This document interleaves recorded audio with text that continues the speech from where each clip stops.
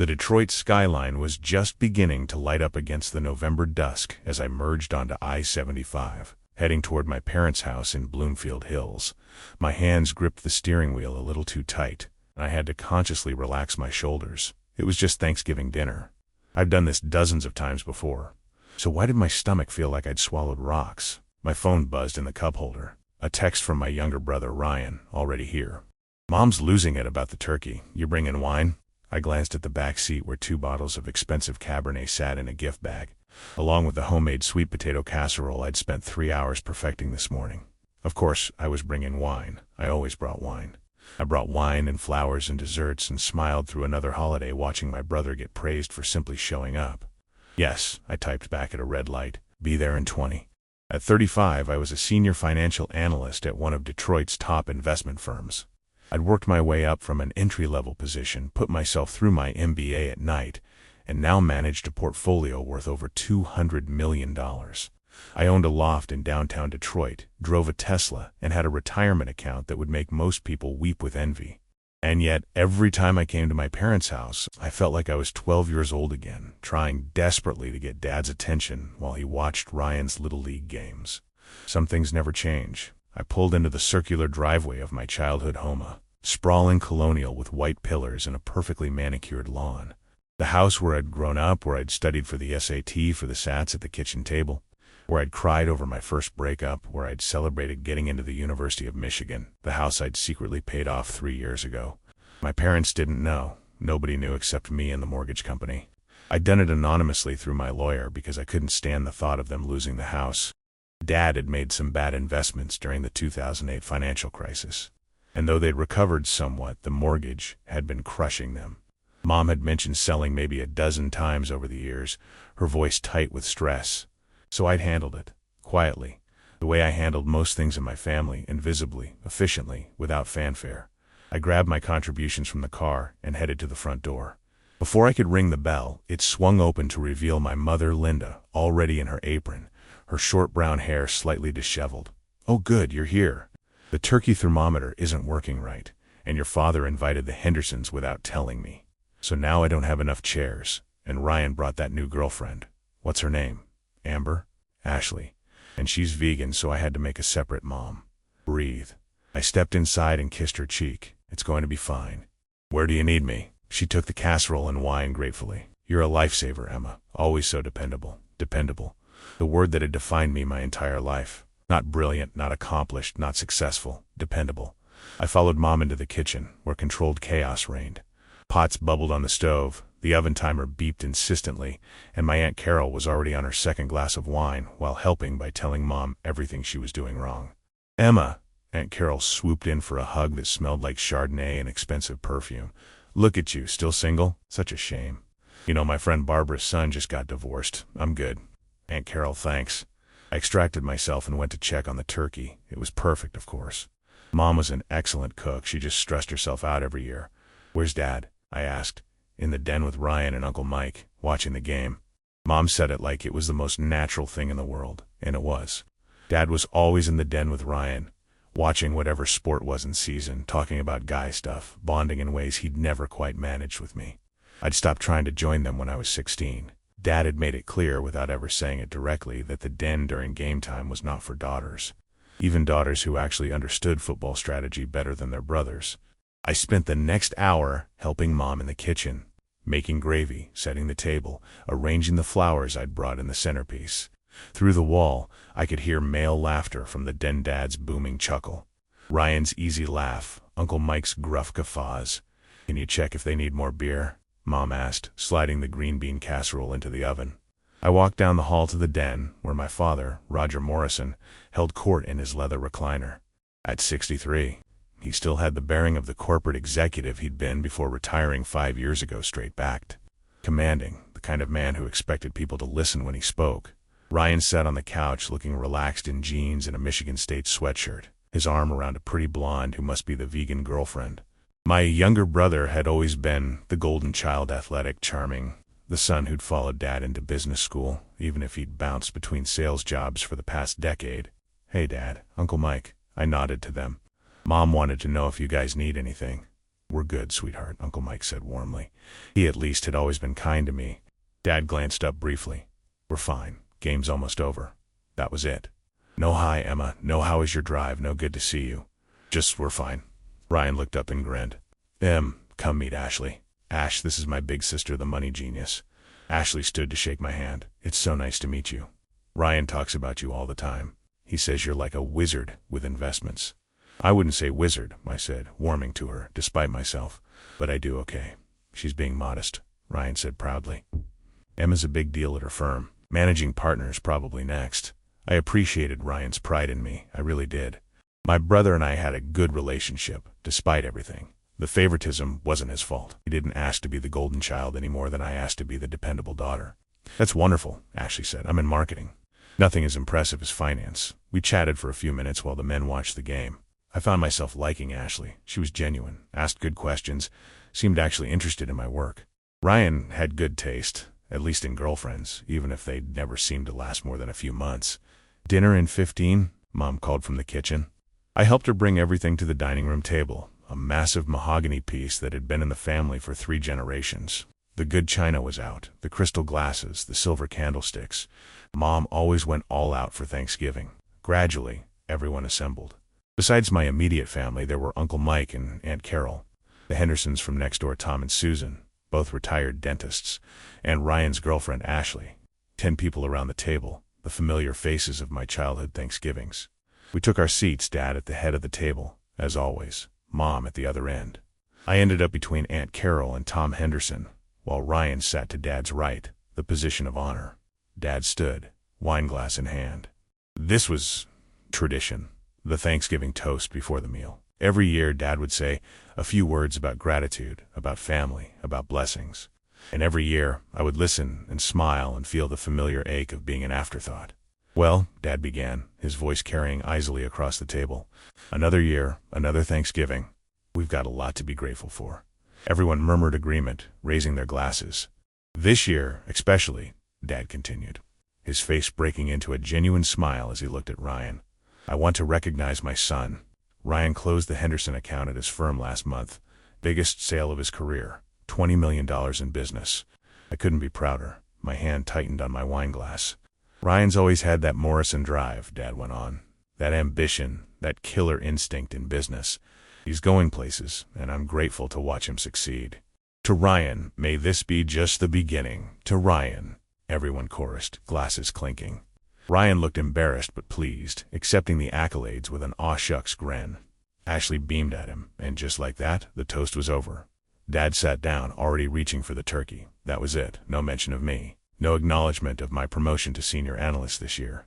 No recognition of the fact that I managed literally 10 times the amount of money Ryan had just sold in services. No word about the pro bono financial consulting I'd done for 3 Detroit nonprofits. Nothing. I was invisible. Again, I took a long drink of wine, trying to swallow down the hurt and anger that rose in my throat. Across the table, I caught Mom's eye. She gave me a sympathetic look, the kind that said, I'm sorry, you know how your father is, but said nothing out loud. Emma had a big year too, Ryan said suddenly. Everyone turned to look at him. She got promoted to senior analyst and was featured in that Detroit Business Magazine article about women in finance. That's wonderful, dear, Mom said warmly. Very impressive, Uncle Mike added. Dad just nodded and passed the mashed potatoes. Emma's always been good with numbers. That was all I got. Emma's always been good with numbers. Like it was a quirky hobby instead of a career I'd built over 14 years of relentless work. Something inside me snapped. Maybe it was the wine on an empty stomach. Maybe it was 14 years of being overlooked. Maybe it was watching Dad's face light up for Ryan in a way it had never lit up for me. Maybe it was the fact that I'd paid off this house, the house we were sitting in right now, and Dad didn't even know. Didn't even think to thank me for anything I'd ever done. Speaking of being good with numbers, I heard myself say, my voice calm and clear. I'm curious, Dad. How's the mortgage on this place? Still making those payments? The table went quiet. Mom's fork stopped halfway to her mouth. Dad frowned. That's an odd question for Thanksgiving dinner, is it? I took another sip of wine. I'm just interested, from a financial perspective. Big house like this, property taxes in Bloomfield Hills, the maintenance costs. Must be quite a burden, Emma, Mom said quietly, warningly. But I couldn't stop now. The words were coming out, and I couldn't stop them. Actually, Dad, You don't have to worry about the mortgage anymore. It's paid off. I smiled pleasantly. Has been for 3 years now. Dad blinked. What are you talking about? We refinanced in 2019. We've got another 15 years. No, you don't. The mortgage was paid in full in November 2021. Total amount, $483,000. I looked around the table at their confused faces. I know because I'm the one who paid it. The silence that fell over the table was absolute. You could have heard a pin drop. What? Dad's face had gone pale. I paid off your mortgage, I repeated, enunciating clearly, 3 years ago. Anonymously through my lawyer. You should have received notification from the bank that the loan was satisfied. I'm surprised you never wondered who paid it. Mom's hand had gone to her mouth. Aunt Carol was staring at me like I'd grown a second head. The Hendersons looked deeply uncomfortable. Ashley's eyes were wide. Ryan was the first to speak. Em, are you serious? Completely serious. I liquidated some investments, took a distribution from my portfolio, and paid off the house. Because Mom kept talking about having to sell, and I knew Dad's retirement account took a hit in 2008, and I couldn't stand the thought of you losing this place. I looked directly at my father, so I handled it. The way I handle most things, quietly, efficiently, without bothering anyone. Dad's face had gone from pale to red. You had no right. I had every right. It was my money, and I chose to spend it helping my family. I set down my wine glass carefully. But you know what? You're right. I should have asked first. I should have made a big announcement, had a ceremony, made sure everyone knew what I was doing. Like Ryan's sales. Like the achievements you actually care about. Emma, that's not fair, Mom said, her voice trembling. Isn't it? I turned to her. When was the last time Dad toasted me at Thanksgiving, or Christmas, or my birthday? When was the last time he looked proud of me the way he just looked at Ryan? You're being dramatic, Dad said, but his voice lacked conviction. Am I? You just toasted Ryan for a $20 million sale, which is impressive, don't get me wrong. I nodded at my brother. But I manage a $200 million portfolio. I saved 3 nonprofits from bankruptcy. I was featured in a major business publication. And I paid off your house $500,000, Dad. $500,000. And I got Emma's always been good with numbers. The table was so quiet I could hear the grandfather clock ticking in the hallway. I didn't know, Dad said finally, about the house. I thought the bank said there'd been an error in our favor, that some debt forgiveness program. There was no error. There was no program. There was your daughter who loves you enough to spend $500,000 to keep you from losing your home, and who's been invisible to you for 35 years. I stood up, my legs shaking but my voice steady. I'm going to go. I seemed to have lost my appetite. Emma, wait. Ryan started to stand. No, it's fine. Enjoy your dinner.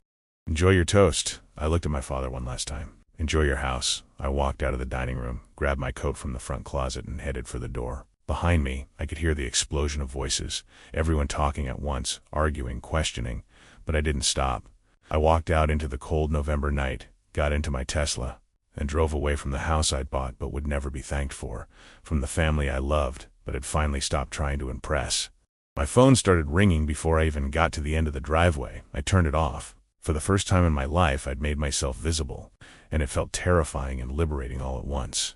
I woke up Friday morning in my downtown Detroit loft to 73 text messages, 19 missed calls, and 4 voicemails. Thanksgiving Day had turned into Thanksgiving night alone with a pint of ice cream and too much wine. And I'd finally passed out around midnight, my phone silenced, my mind racing. Now, in the harsh light of morning, I had to face what I'd done. The texts were a mix of angry, concerned, and confused. Mom's messages started apologetic and escalated to worried. Emma, please come back. We need to talk about this. Your father is upset, but he'll calm down. I'm worried about you driving upset. Please let me know you're home safe, Emma. It's 11 p.m. Please just send me a text so I know you're okay. I'd finally sent one at 11:30. I'm home. I'm fine. Need space. Ryan's messages were different. What the hell just happened? Dad's in shock. Mom's crying. This is insane. Did you really pay off the house? Call me when you can. We need to talk. I'm not mad. I just want to understand. There were a few from Aunt Carol that I deleted without reading, and several from numbers I didn't recognize, probably extended family who'd already heard about the Thanksgiving blow-up. But it was the voicemail from Dad that made my hands shake. I listened to it on speaker, standing in my kitchen while coffee brewed. Emma. His voice was gruff, uncomfortable. This is your father. We need to discuss what happened at dinner. What you said. The house situation. A long pause. Call me back, that was it. No apology. No acknowledgement of what I'd actually said about being invisible. Just, we need to discuss the house situation like this was a business transaction that needed to be sorted out. I deleted the voicemail and poured my coffee. My loft was my sanctuary floor, 2 ceiling windows overlooking the Detroit River, exposed brick walls, modern furniture in grays and blues. I'd bought it 5 years ago, decorated it myself, made it exactly what I wanted.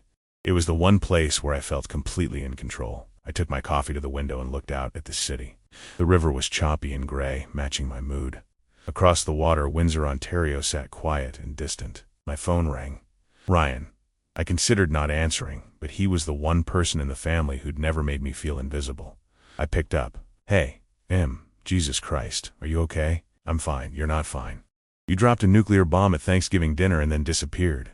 That's not fine. Despite everything, I smiled. Ryan had always been direct. I probably shouldn't have done it that way, I admitted. Probably not. But double quotes, he paused. You really paid off the house $483,000? Yes, holy shit, I had the money. They needed help. I helped. I took a sip of coffee. I didn't tell them because I knew Dad would react exactly like this, make it about his pride instead of accepting help. He's freaking out. He spent all night pulling bank statements, calling the mortgage company. It's true. The loan was satisfied in 2021 by an anonymous third party. Ryan's voice dropped. Why didn't you tell anyone? Because it wasn't about getting credit. It was about helping Mom and Dad. I pressed my forehead against the cool glass. But last night, listening to Dad toast you and completely ignore me, I just couldn't take it anymore. I know Dad has a blind spot when it comes to you. I've seen it my whole life. I've called him out on it before. You have? Of course I have. Do you think I like being the golden child? It's exhausting, Every accomplishment comes with this weight of knowing Dad's going to make a huge deal out of it while ignoring everything you do. He sighed. I told him last night after you left. I told him he's been a shitty father to you. I felt tears prick my eyes. What did he say? He got defensive. Said he's proud of both of us, that you're being too sensitive. Mom told him he was full of crap. They had a huge fight after everyone left. Great. So I ruined Thanksgiving and caused a marital crisis. No, you told the truth. And sometimes the truth ruins dinner parties. Ryan was quiet for a moment. Ashley said, what you did was badass, by the way. That surprised a laugh out of me. Did she? Yeah.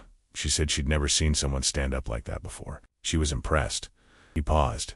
I was too. I mean, it was brutal, but it was honest. And Dad needed to hear it. We talked for another 20 minutes. Ryan filled me in on the aftermath. The Hendersons had left quickly. Aunt Carol had tried to mediate and made things worse.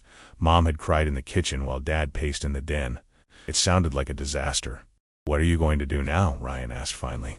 I don't know. I need some space. Time to think. That's fair. But don't disappear on me, okay? Whatever's going on with you and Dad, you're still my sister. I know. Thanks, Rye. After I hung up, I spent the day in my apartment, avoiding my phone, trying to process everything. I kept replaying the moment in my head. Dad's face when I told him about the house, the shocked silence, the way everyone had stared at me. I'd been angry. I was still angry. But underneath the anger was something deeper, a grief for the relationship I'd never had with my father. The one I'd spent 35 years hoping for, working for, trying to earn. By Saturday, the messages had slowed down. Mom had sent one more. I love you. When you're ready to talk, I'm here. Dad had sent nothing else. I was curled up on my couch, reading a book and trying not to think about family dynamics, when my doorbell rang. I checked the security camera on my phone and saw Ryan standing in the hallway holding a bag from my favorite Thai restaurant. I buzzed him in. Thought you might need food, he said when I opened the door. And company. I'm not great company right now. Good thing I'm not. Picky, he walked in and started unpacking containers on my kitchen island. Pad see ew, spring rolls, tom yum soup, and mango sticky rice for dessert. Despite everything, I felt grateful. Ryan knew me well enough to know I'd been surviving on coffee and denial. We ate mostly in silence, the comfortable kind that came from years of sibling shorthand. Finally, Ryan set down his fork and looked at me seriously. I need to tell you something about Dad. I braced myself. Okay, he's struggling with this. Not just the money thing, though that's part of it. He's struggling with the realization that he's been a lousy father to you. Ryan ran a hand through his hair. Mom's been laying into him. She said she's mentioned it for years, how he treats you differently than me, but he always brushed it off. Now he can't brush it off anymore. Good. I know you're angry. You have every right to be, but he's my dad too, and I've seen him the last 2 days. He looks like someone punched him in the gut, Ryan met my eyes. I think he genuinely didn't realize how bad it was, how invisible he made you feel. How is that possible? I felt my anger rising again. How could he not notice that he never acknowledges anything I do, that he only lights up for you? Because he's emotionally stunted and has the self-awareness of a brick, Ryan offered. I don't know him. People can be blind to their own behavior, especially when it comes to family. Dads from that generation where men show love by providing, not by saying actual words or showing actual emotion. That's an excuse. It's not an excuse. It's an explanation. Ryan leaned forward. Look, I'm not defending him. What he's done to you for 35 years is wrong. But I also think maybe this is a chance for things to actually change, if you're willing to let them. He hasn't even apologized. I know. He's working up to it. In his own emotionally constipated way. Ryan smiled slightly. Give him time. I wasn't sure if I wanted to give Dad time. Part of me wanted to stay angry, to let him sit with what he'd done, to finally make him feel a fraction of the invisibility I'd felt my whole life. But another part of me, the part that had paid off his mortgage, that still loved him, despite everything, wanted to believe change was possible. I'll think about it, I said finally. Ryan stayed until evening, and we talked about everything except the family drama, his job, Ashley, my work projects, the Lions' chances this season. It felt normal, and I needed normal.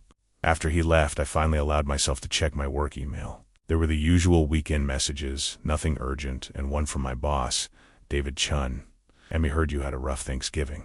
If you need to talk or need a few days off, let me know. You've got more than enough PTO saved up. Take care of yourself. David, I stared at the message, feeling a warmth spread through my chest. David had been my mentor for 6 years, had supported my career, had actually seen me and valued my work. He'd probably heard about Thanksgiving through the office gossip network. Detroit's business community was smaller than people thought. I typed back, thanks, David. I appreciate it. I'm okay, but might take Monday off to sort some things out. His response came within minutes. Take Monday and Tuesday. That's an order. See you Wednesday. I closed my laptop and looked around my loft. This was my life, the one I'd built myself through hard work and sacrifice and determination. The life that Dad had never quite approved of because it didn't look like what he thought success should look like. But it was mine, and it was good. My phone buzzed with a text from an unknown number. I almost deleted it, then saw the first line in the preview. Emma, this is Ashley, Ryan's girlfriend. I hope it's okay that I got your number from Ryan. I opened the message. I just wanted to say that what you did at Thanksgiving was incredibly brave. I grew up in a family where nobody ever said the hard truths, and it destroyed us in the end. You spoke up. You made yourself visible. That takes courage. I know I barely know you, but I think you're amazing. If you ever want to grab coffee and talk, I'd love to get to know you better. No pressure. Ashley, I read the message 3 times, feeling something shift in my chest.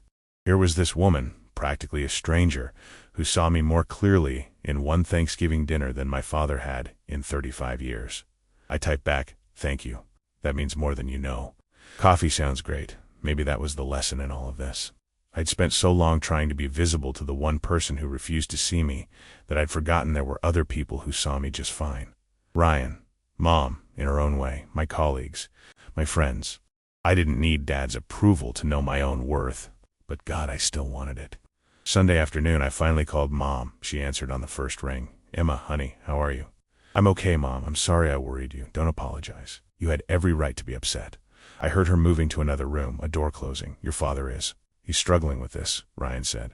Did he also tell you that I've been reading your father the riot act for the past 3 days? Mom's voice had an edge I rarely heard. Because I have been, Emma.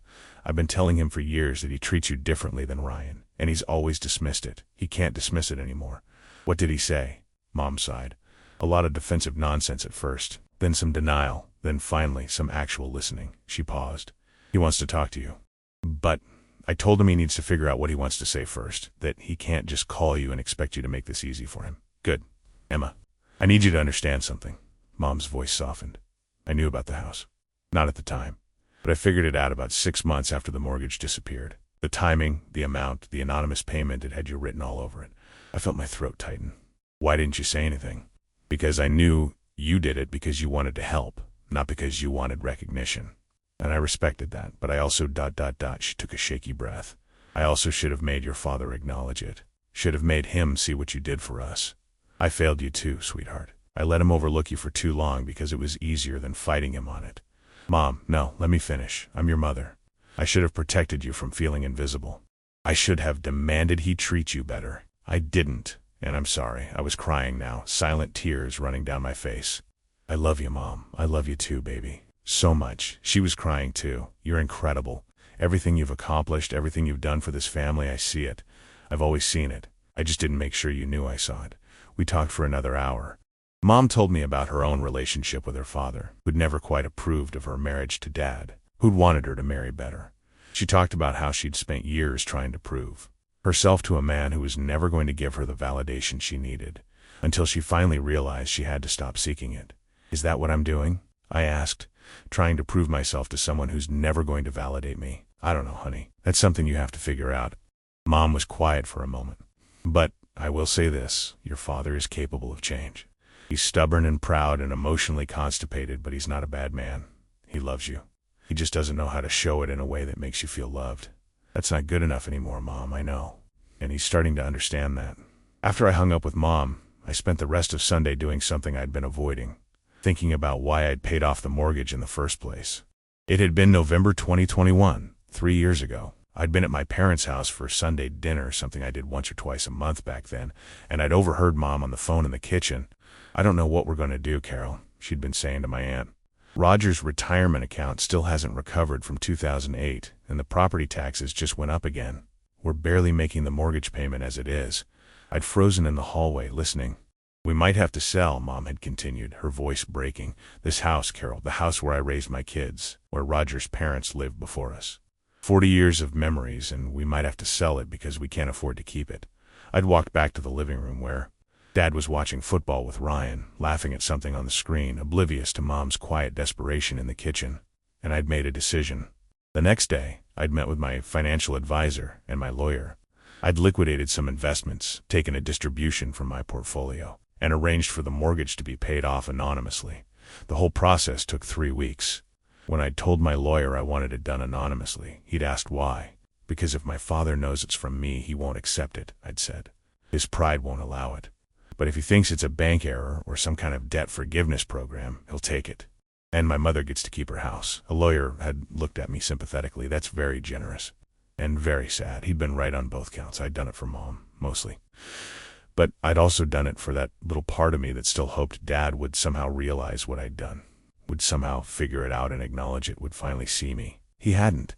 He'd accepted the windfall without question, without investigation, without wondering who might have helped them. It had been easy for him to believe in a lucky break, because it never occurred to him that his daughter might be capable of such a gesture. And that was the part that hurt most of all.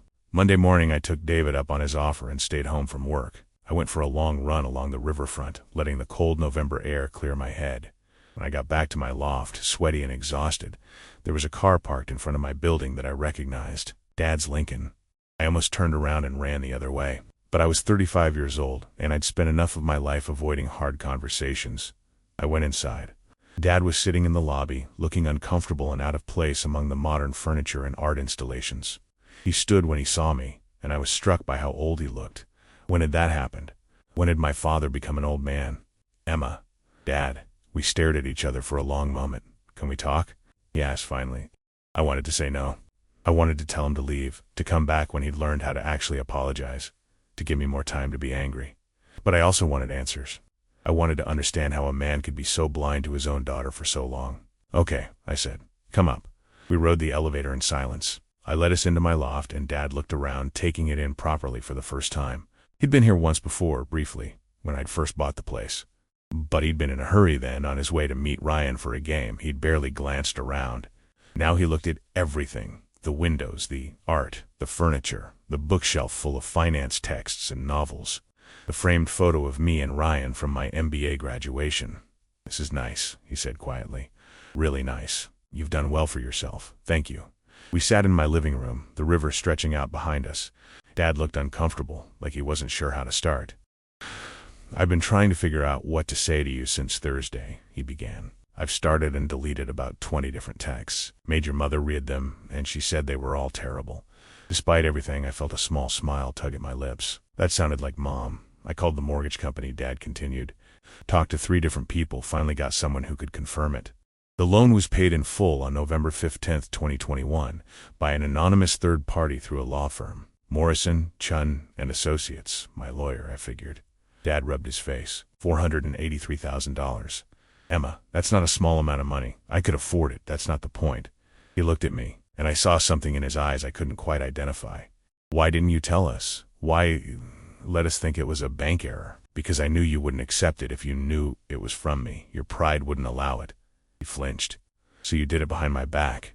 I did it to help my mother, who was stressed to the point of tears about losing this house.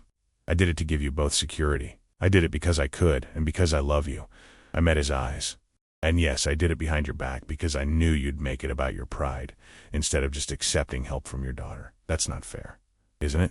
Tell me honestly, Dad, if I'd come to you 3 years ago and offered to pay off your mortgage, what would you have said? He was silent. Exactly, I said. You would have refused. You would have told me you didn't need my help, that you had it handled, that it wasn't my responsibility. And Mom would have kept stressing about money, and you would have kept pretending everything was fine. And eventually you would have had to sell the house anyway. We would have figured it out, Dad said, but his voice lacked conviction. You weren't figuring it out, Dad. You were drowning, and you were too proud to ask for help. So I helped anyway. We sat in silence for a long moment. Outside, a barge moved slowly down the river, heading for Lake Erie. I was wrong, Dad said finally. About a lot of things, the way I've treated you, the way I've overlooked your accomplishments, the way I've ... he struggled with the words, the way I've made you feel invisible. It was the first time he'd acknowledged it directly, and I felt something crack open in my chest. When you said that at Thanksgiving, it was like I was hearing it for the first time. And your mother, he shook his head. Your mother told me she's been trying to tell me for years, but I didn't listen. I thought she was exaggerating. I thought I was being fair to both you and Ryan. You weren't. I know that now. Dad looked down at his hands. I've spent 3 days thinking about it, about all the times I praised Ryan for things that you did better. All the times I dismissed your career because it wasn't what I thought success should look like. All the times I made you feel like you had to prove yourself when you'd already proven everything. He looked up at me, and I was shocked to see tears in his eyes. I'd never seen my father cry. I failed you, Emma. As a father, I failed you, and I'm sorry. The apology hung in the air between us. It wasn't perfect. It didn't erase 35 years of feeling invisible, but it was real. Why? I asked, my voice breaking. Why was it always Ryan? Why could you never be proud of me the way you're proud of him? Dad was quiet for a long time. When he finally spoke, his voice was thick with emotion. When you were born, I was terrified. I didn't know how to be a father to a daughter. My father never showed me that. He taught me how to raise a son sports business, being tough. But a daughter, I was lost. He rubbed his eyes. And then you grew up so different from what I expected. You were quiet, studious. You liked numbers and books instead of sports and socializing. I didn't understand you. I didn't know how to connect with you. So you just didn't try? So I did what I knew how to do. I provided for you, made sure you had what you needed, sent you to good schools, thought that was enough. He looked at me. When Ryan came along, I knew what to do with him. He liked the same things I liked. We connected easily, and somewhere along the way I convinced myself that was just how it was. Sons and fathers connect, and daughters are closer to their mothers. That's such bullshit, Dad. I know it is. He leaned forward. But by the time I realized that you'd already grown up, you were already this successful, independent woman who didn't need me anymore. And I didn't know how to bridge that gap, so I just kept doing what I'd always done. Kept taking you for granted. Kept assuming you'd always be there, always be dependable, always be fine. I'm not fine, I said quietly. I haven't been fine for a long time. I know, sweetheart. I see that now. We talked for 2 more hours. Dad told me about his own father, who'd been emotionally distant and demanding, who'd never told Dad he was proud of him until he was on his deathbed. He talked about the pressure he'd felt to be successful, to provide for his family, to measure up to impossible standards. It didn't excuse what he'd done, but it helped me understand it. I want to do better, Dad said as he was getting ready to leave. I want to be the father you deserved. I know I can't make up for the past, but I want to try for the future. That's going to take more than words, I said. I know, but I'm willing to do the work, if you're willing to give me the chance. I looked at this man, my father, flawed and proud, and finally willing to see me, and I made a choice. Okay, I said. But Dad, if you fall back into old patterns, if you go back to overlooking me and praising Ryan, I'm done. I won't keep putting myself through this. Understood. He stood, hesitated, then pulled me into a hug. It was awkward and stiff, but it was something. I love you, Emma. I know I don't say it enough, but I do. I love you too, Dad. After he left, I sat by the window for a long time, watching the river and thinking about second chances. About whether people really could change, or if we just hoped they could, because the alternative was too painful. I didn't know the answer yet, but I was willing to find out. The weeks following Thanksgiving were a strange period of careful reconstruction, of tentative steps towards something that felt like a real relationship with my father. It started small. Dad called me on the Tuesday after our talk. Not to ask for anything, not because Mom told him to, just a call. Hey, Emma, I was reading the Wall Street Journal this morning and there was an article about emerging markets. Made me think of you. Isn't that your specialty? It was such a simple thing, but it meant he'd remembered something about my work, had thought of me without prompting. Yeah, that's part of my portfolio, I said, still wary but willing to engage. Did you read the part about the currency fluctuations in Southeast Asia? We talked for 15 minutes about finance and markets, and it was the first real conversation we'd had about my work in ... maybe ever. He started texting too. Nothing profound, a funny cartoon about the stock market. A question about what I thought about a company in the news. A photo of a cardinal in their backyard with the caption, "Your mother says you like birds." I did like birds. I was surprised he knew that. Ryan noticed the change too. Dad called me yesterday. He told me during one of our weekly lunches in early December. Spent 20 minutes asking about you. What you were working on, how you were doing, if I thought you were really okay after Thanksgiving. What did you tell him? That you were processing and that he needed to keep showing up. That one apology wasn't going to fix 35 years of damage. Ryan took a bite of his sandwich. He took it well, actually. Didn't get defensive. Just said he knew he had a lot of work to do. Ashley had joined us for lunch, and she'd become a surprising ally. She and I had started having coffee once a week, and she'd shared her own story of growing up with emotionally unavailable parents. The fact that your dad is trying is huge, she said. My father never even acknowledged there was a problem. He died 5 years ago, and we never resolved anything. At least you have a chance. She was right, but that didn't make it easy. Mom had been keeping me updated on Dad's internal process. Apparently, he'd been doing a lot of reading books on emotional intelligence, articles about father-daughter relationships, even a memoir by a man who'd reconciled with his adult daughter after years of estrangement. He's really trying, Emma, Mom told me during one of our phone calls. He's in therapy. I almost dropped my phone. Dad is in therapy. I know, I nearly fainted when he told me. But he found a therapist who specializes in family relationships, and he's been going every week. Mom's voice was warm. He's doing the work, honey. Real work. The first real test came 2 weeks before Christmas. Dad called and asked if he could take me to dinner, just the two of us. I agreed despite my nervousness. We met at a quiet Italian restaurant in Birmingham, the kind of place with white tablecloths and low lighting. Dad was already there when I arrived, looking nervous in a way I'd never seen him. Thanks for coming, he said as I sat down. Thanks for asking. We ordered wine and food, making small talk about work and the weather and the Lions' disappointing season. But I could tell Dad had something he wanted to say, and he was working up to it. Finally, over the main course, he set down his fork and looked at me directly. I've been seeing a therapist, he said. Dr. Patterson. She's been helping me understand some things about myself, about how I was raised, and how that affected the way I raised you and Ryan. Mom mentioned you were going to therapy. I was surprised. I was too, honestly. I always thought therapy was ... double quotes. He grimaced. Well, I had some outdated ideas about it. But Dr. Patterson has been helpful. She's made me realize some hard truths. Like what? Like the fact that I projected a lot of my own insecurities onto you. That I was threatened by your success because it was different from mine, in a field I didn't fully understand. That I kept you at arm's length because being close meant being vulnerable, and I didn't know how to be vulnerable with my daughter.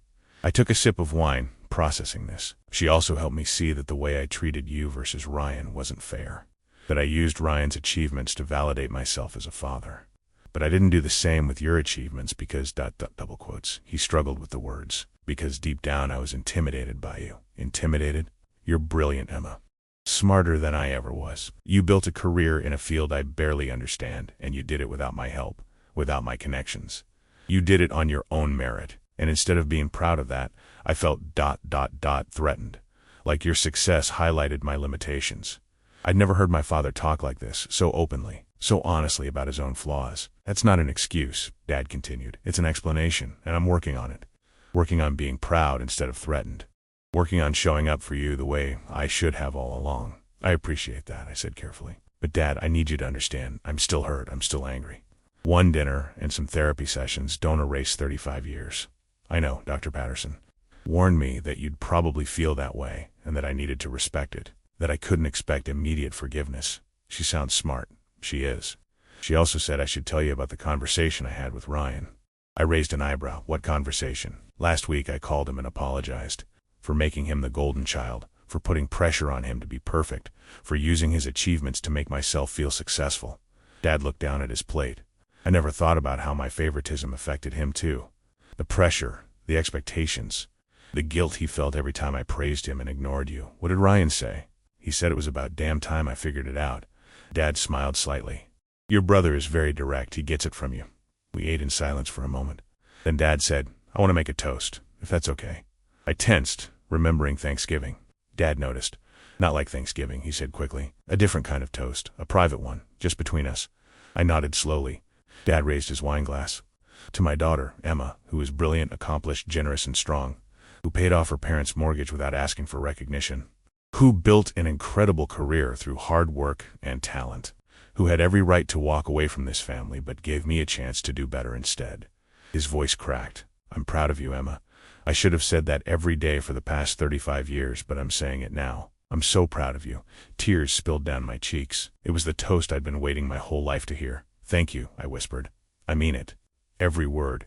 We talked for the rest of dinner, really talked. Dad asked questions about my work and actually listened to the answers. He told me stories about his own career, about mistakes he'd made, about things he wished he'd done differently. He was vulnerable in a way I'd never seen him. When we left the restaurant, he hugged me tight. I know I have a long way to go, he said, but I'm committed to this. To being the father you deserve. Will you keep giving me chances? Yeah, Dad, I will. Driving home that night, I felt something shift inside me. Not forgiveness exactly, that would take time, but hope. Hope that things could actually be different. Christmas that year was different from any we'd had before. We gathered at my parents' house again, but this time Dad made a point of greeting me first, of asking about my work before the meal, of making sure I felt included in conversations. When it came time for toasts, Dad stood with his wine glass and looked around the table. I want to thank everyone for being here. Family is everything, and I'm grateful for each of you. He paused. This year has been a year of growth for me, of learning to be better, to do better, and I owe a lot of that growth to Emma, who had the courage to tell me hard truths I needed to hear. He turned to me. Emma, I'm proud of your accomplishments, your character, and your generosity. You're an amazing daughter, and I'm lucky to have you. Then he turned to Ryan. And Ryan, I'm proud of your achievements too. Both of my children have built lives they can be proud of, and I'm grateful to watch them succeed. It wasn't perfect, but it was balanced. It was fair. It was a start. After dinner, I found myself in the den with Dad and Ryan watching a game. Dad had invited me specifically, making room for me on the couch, explaining the plays when I asked questions. You're actually pretty good at this, I said after I correctly predicted a defensive strategy. Your mother was a statistics major in college, Dad said. You get it from her. I always thought I got my number skills from you. Nah, your mother's the real genius. I just had confidence in a loud voice. He smiled at me. You got the genius and the confidence. Dangerous combination. It was such a small moment, but it felt huge. Ryan caught my eye and winked. He looked happy, genuinely happy to see me and Dad connecting. Later, as I was getting ready to leave, Mom pulled me aside. He's trying, she said. Really trying, I know. I can see it. Are you okay with everything I thought about it? I'm getting there. It's still hard sometimes. I still have moments where I remember all the years of being invisible, and I get angry all over again. But I'm also seeing real change, and that matters. Mom hugged me tight. I'm proud of you too, sweetheart. For speaking up, for setting boundaries, for giving him another chance. Thanks, Mom. On my drive home, I thought about how far we'd come in just over a month. It wasn't a complete transformation. Dad still had his moments of falling back into old patterns, and I still had triggers that brought back all the old hurt. But we were building something new, slowly, carefully. My phone rang as I was pulling into my parking garage. Dad, hey, Emma, I just wanted to say thank you for today, for being there, for giving me another chance. It meant a lot. Thanks for the toast, Dad. That meant a lot to me too. I'm gonna keep doing better. I promise. I know you are. After I hung up, I sat in my car for a moment, looking at the city lights reflected in the river. I thought about the Thanksgiving dinner that had blown up my family, about the secret mortgage payment, about 35 years of feeling invisible. And I thought about second chances, about growth, about the possibility that people really could change if they were willing to do the work. I wasn't naive enough to think everything was fixed. There would be setbacks, moments when Dad reverted to type, times when I'd have to remind him to see me. But the foundation was there now, the acknowledgement, the apology, the genuine effort. It was enough. For now, it was enough. Spring came to Detroit with the tentative warmth of March sunshine and the smell of the river thawing. I was in my office on a Friday afternoon, reviewing quarterly reports, when my assistant buzzed. "Emma, your father's online too." I picked up, curious. Dad and I talked regularly now, once or twice a week, but he usually called in the evenings. "Hey Dad, everything okay?" "Everything's fine." "Great." Actually, he sounded excited, energized. "I have something to ask you. Are you free for lunch next Tuesday?" "I think so. What's the occasion?" "I'm putting together an investment group, retired executives who want to support Detroit startups. Small-scale angel investing, mentorship, that kind of thing. And I want you to be our financial advisor." I nearly dropped my phone. "You want me to, what, be our financial advisor?" "We need someone who understands the market, who can help us evaluate opportunities, who can keep us old guys from making stupid decisions." He laughed. "Plus, I've been telling everyone about my daughter, the financial genius. Figured I should actually let them meet you and benefit from your expertise." "Dad, I don't know what to say." "Say yes. We'll pay you, of course. Fair market rate. This isn't a favor, it's a real consulting opportunity. I cleared it with David Chun to make sure there's no conflict with your current work." "You called David?" "I did. Very nice guy, spoke highly of you. Said, as long as we're not competing with Morrison Chun's portfolio companies, he's fine with it." Dad paused. "So what do you say? Will you help us old guys try to do some good for the city?" I felt tears prick my eyes. This wasn't just a job offer. This was Dad actively including me in his world, valuing my expertise, introducing me to his peers as someone worthy of respect.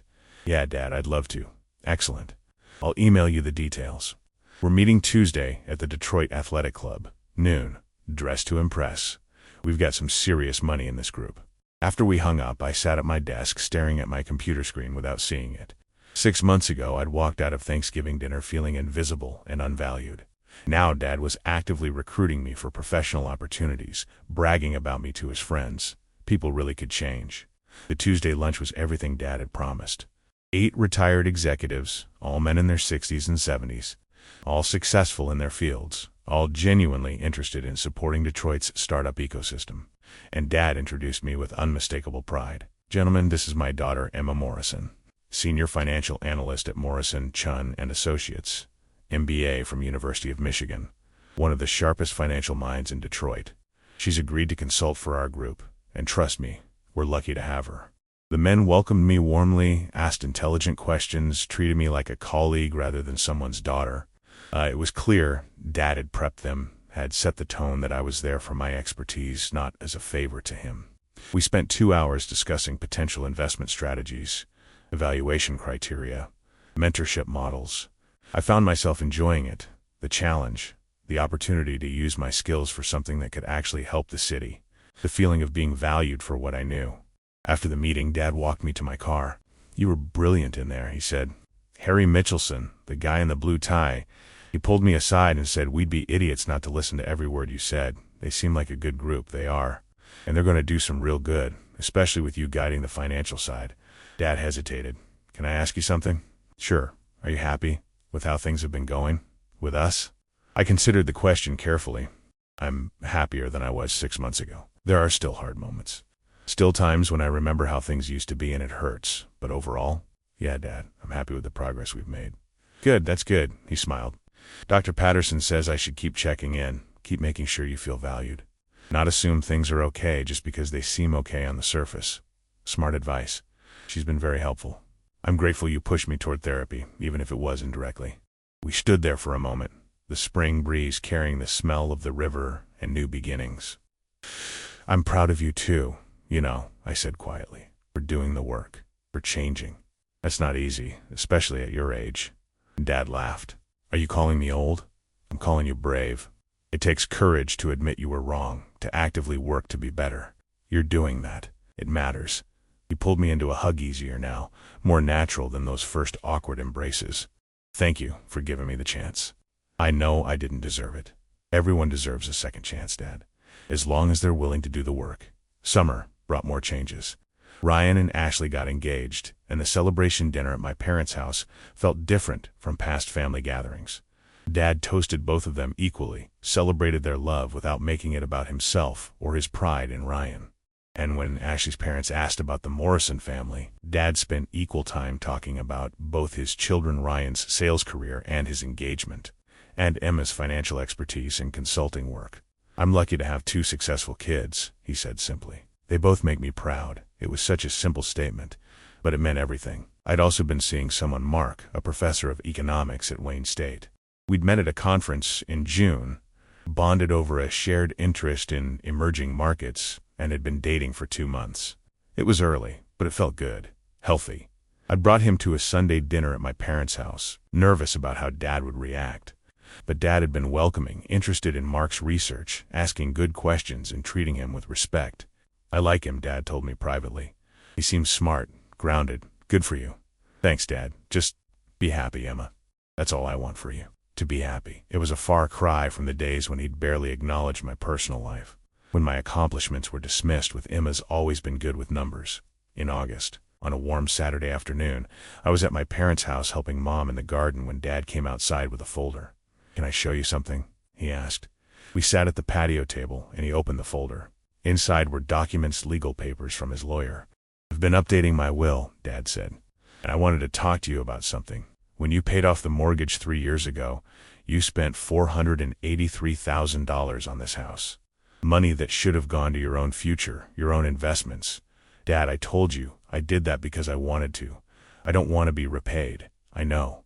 But I also know it's not fair that you sacrificed for us while Ryan didn't. So I've adjusted my will to account for that." He showed me the papers. "When your mother and I pass, the house goes to both you and Ryan, as planned. But you receive an additional inheritance equal to what you spent on the mortgage, taken from my personal accounts. It makes things equitable." I looked at the numbers, at the careful calculations. "Dad, you don't have to do this. I want to. It's fair. It's right." He met my eyes. "You gave us an incredible gift. I want to make sure it's recognized that you're not penalized for being generous." "Thank you," I said softly. "No, Emma. Thank you. For everything. For paying off the house. For calling me out at Thanksgiving. For giving me a chance to be better. For not giving up on me." We sat in the summer sunshine. The garden Mom had tended for 40 years blooming around us, and I thought about how far we'd come, from that explosive Thanksgiving dinner to this moment of quiet understanding. It hadn't been easy. There had been setbacks, moments when Dad fell back into old patterns, times when I'd had to remind him to see me, conversations that had been hard and painful. But we'd done the work, both of us. "You know," Dad said, "I was thinking about that Thanksgiving when you walked out." "Yeah?" I was so angry at first, felt blindsided, embarrassed. But looking back, double quotes, he smiled. "It was the best thing that could have happened. You shocked me into seeing what I'd been blind to for 35 years. You demanded better from me, and I needed that. I'm sorry I did it that way, so publicly. I'm not. I needed the shock. A private conversation wouldn't have done it. I would have brushed it off, made excuses. But standing up in front of everyone, revealing what you've done for us, making me face how I'd treated you." He shook his head. "That's what it took to break through my denial." We sat in comfortable silence for a while, watching Mom work in her roses. "She knew, you know," Dad said suddenly, "your mother, about you paying off the mortgage. She figured it out within a few months. She told me." "Did she tell you that she tried to tell me? Multiple times?" "And I didn't believe her." He laughed bitterly. "I was so certain it was a bank error that I wouldn't even consider that my daughter might be capable of such generosity." "What does that say about me?" "It says you're human, flawed, like all of us. It says I was a blind fool who almost lost his daughter because he was too proud and stubborn to see what was right in front of him." Dad looked at me seriously. "I won't make that mistake again, Emma. I promise you that. I believe you." And I did. October brought Ryan and Ashley's wedding, a beautiful ceremony at the Detroit Institute of Arts. I was a bridesmaid, and I'd helped Ashley with planning, bonding with her over cake tastings and flower selections. At the reception, during the toasts, Dad stood with his microphone and looked out at the guests. "My son is getting married today," he began, "and I couldn't be happier to welcome Ashley into our family. She's smart, kind, and she keeps Ryan honest, which he needs." Everyone laughed. "But I also want to take a moment to thank my daughter, Emma, who helped make this day possible. She handled all the vendor contracts because she's the only one in the family who actually reads the fine print. She organized the rehearsal dinner. She kept everyone calm when things went wrong. She's been the rock that held this whole operation together. He raised his glass, to Ryan and Ashley, obviously, but also to Emma, the sister who shows up, the daughter who cares, the person who makes everything work. We're lucky to have you. The guests raised their glasses and cheered. I felt tears stream down my face. Ryan came over and hugged me. You okay? Yeah, I said, smiling through my tears. I'm really okay, because I was more than okay. I was seen. I was valued. I was finally, after 35 years, visible to my father. Later I found Dad at the bar, getting a whiskey. That was a good toast, I said. It was true. He turned to me. I meant every word. You do hold everything together. And it's time I started acknowledging that publicly, not just privately. Thank you, Dad. Thank you, Emma, for not giving up on me, for giving me the chance to be the father I should have been all along. We stood together, watching Ryan and Ashley dance, surrounded by family and friends. The father who'd finally learned to see me, and the daughter who'd finally demanded to be seen. It had taken a mortgage payment, an explosive Thanksgiving dinner, and months of hard work. But we'd gotten here, together, and that was worth everything. Asterisk, asterisk, the next Thanksgiving, asterisk, asterisk, a year after the dinner that changed everything. We gathered again at my parents' house for Thanksgiving, but this time, things were different. This time, when I arrived with Mark, who'd officially moved into my loft last month, Dad greeted us both at the door with warm hugs. This time, when we sat down to dinner, there was no head of the table, no seat of honor. We sat in a circle, family style, everyone equal. This time, when Dad stood to make a toast, he looked at everyone. Me, Ryan, Ashley, Mom, Mark, Uncle Mike. Aunt Carolyn spoke from his heart. A year ago, I stood at this table and made a toast that hurt my daughter deeply. I praised my son and ignored my daughter's accomplishments, and Emma called me out on it in front of everyone. She revealed that she'd paid off our mortgage, a secret she'd kept for 3 years because she knew I was too proud to accept help. He looked at me. That moment changed my life. It forced me to see what I'd been blind to, that I'd been a terrible father to my brilliant daughter, that I'd taken her for granted, that I'd made her invisible. Dad's voice cracked. This year I want to make a different toast, not to any one person's achievements, but to the things that really matter. To Emma, for having the courage to speak hard truths. To Ryan, for supporting his sister even when it was uncomfortable. To Linda, for putting up with me for 40 years and never giving up on pushing me to be better. To all of you for being here, for being family. He raised his glass, and specifically to Em, I'm proud of you, I'm grateful for you, I see you, and I love you. To Emma, everyone chorused. I was crying openly now, and I didn't care. This was the toast I'd waited my whole life to hear. Not just the words, but the meaning behind them. The genuine pride, the real seeing, the authentic love. After dinner, I found myself alone in the den with Dad, looking at photos on the mantel. I had these printed, Dad said, pointing to several new frames. That's you at your MBA graduation. That's you at the Morrison Chun holiday party when you got promoted to senior analyst. That's you and Mark at the waterfront. That's you and Ryan together at his wedding. You framed pictures of me? Of course I did. You're my daughter. You're brilliant and accomplished and kind. Why wouldn't I want to celebrate that? I looked at the photos, evidence of a life well lived, of achievements earned, of a daughter finally seen by her father. Thank you, Dad, for all of it. For changing, for trying, for seeing me. Thank you for making me see, for not accepting less than you deserved. For teaching this old dog that he could, in fact, learn new tricks. We stood there together, father and daughter, looking at the evidence of growth and change and second chances. And I realized I'd spent 35 years trying to earn my father's pride. I'd achieved success, built a career, paid off his mortgage, done everything I could to be worthy of his acknowledgement. But in the end, it wasn't my achievements that changed things. It was my courage. The courage to demand to be seen, to refuse to stay invisible, to walk away if necessary. I'd given myself the best seat at the table by refusing to accept the worst one. And now, finally, there were no more bad seats, no more favorites, no more invisibility, just family. Imperfect, flawed, but finally seeing each other clearly. I love you, Dad, I said. I love you too, Emma. So much. And this time, I believed him. Because he'd shown me, through months of consistent effort, through therapy and vulnerability and genuine change, that his love was real, that I was seen, that I mattered, that I'd always mattered. He just hadn't known how to show it until I demanded better. Outside, I could hear the sounds of family, Mom laughing at something Ryan said, Ashley telling a story, Mark asking questions, Uncle Mike's booming voice. It's the sounds of a family that was healing, growing, becoming something better.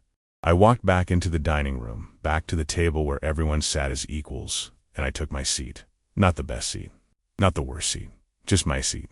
The one I'd claimed for myself. The one I deserved. And it felt like home.